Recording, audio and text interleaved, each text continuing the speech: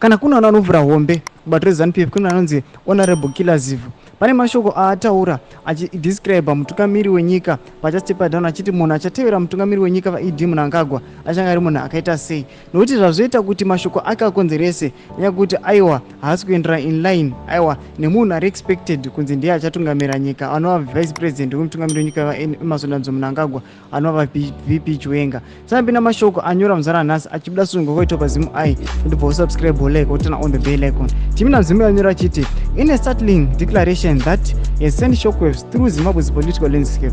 Controversial ZANU-PF member Killer Zivhu has boldly proclaimed the identity of the country's future president.